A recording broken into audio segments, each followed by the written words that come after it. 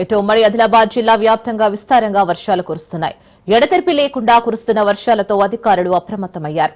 మరో 2 రోజుల పాటు భారీ వర్షాలు కురుస్తాయని లోతట్టు ప్రాంతాల ప్రజలు అప్రమత్తంగా ఉండాలని హెచ్చరిస్తున్నారు.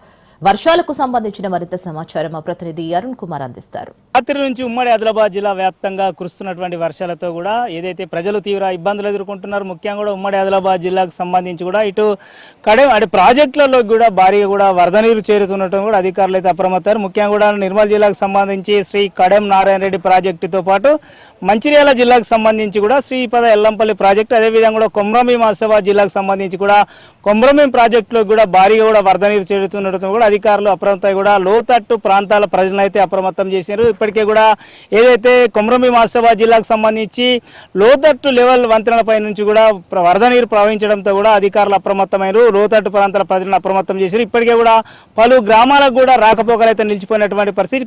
ఏదైతే కొమ్రమీం ఆసిఫాబాద్ జిల్లాకు సంబంధించి బెజ్జూరు, చింతమానేపల్లి, సిర్పూరు మండలాలకు సంబంధించి కూడా లో లెవెల్ వంతెనలపై నుంచి నీరు ప్రవహించడంతో కూడా కొన్ని గ్రామాలకైతే రాకపోకలు నిలిచిపోయినాయి. అదేవిధంగా కొమ్రమీం ఆసిఫాబాద్ జిల్లాకు సంబంధించి కూడా దిండి వాగుపై కూడా ఏదైతే వాటర్ ప్రవహించడంతో కూడా ఆ భారీగా కూడా వరద నీరు అయితే పోతుండడంతో కూడా ఆ గ్రామాలకైతే రాకపోకలు నిలిచిపోయినాయి. అదేవిధంగా కూడా అనార్పల్లికి సంబంధించినటువంటి బెజ్జు ఏదైతే ఆసిఫాబాద్ జిల్లాకు సంబంధించి కూడా కెరమేరి మండలంలో అనార్పల్లి బ్రిడ్జి ఏదైతే వాగు కూడా ఉప్పొంగడంతో కూడా 10 గ్రామాలకు కూడా రాకపోకలు నిలిచిపోయినట్టు కూడా తెలుస్తుంది. అదేవిధంగా కూడా మంచిర్యాల జిల్లాకు సంబంధించి కూడా మారుమూల ప్రాంతాల్లో అయినటువంటి కోటపల్లి, వేమనపల్లి మండలాల్లో కూడా ఏదైతే వర్ష ప్రభావంతో కూడా లో లెవెల్ వంతెనలు ఉప్పొంగడంతో కూడా పలు గ్రామాలకైతే ఇటు వేమనపల్లి కావచ్చు, కోటపల్లికి సంబంధించినటువంటి గ్రామాలకు కూడా రాకపోకలు నిలిచిపోయినటువంటి పరిస్థితి. ఇక ఇప్పటికే కూడా ఏదైతే బంగాళాఖాతంలో ఏర్పడిన ధోని ప్రభావంతో కూడా ముఖ్యంగా కూడా మరో 2 రోజుల పాటు ఏదైతే రేపటి నుండి కూడా ఉమ్మడి ఆదిలాబాద్ జిల్లా వ్యాప్తంగా కూడా భారీ వర్షాలు కురిసేటువంటి అవకాశం ఉన్నదని కూడా వాతావరణ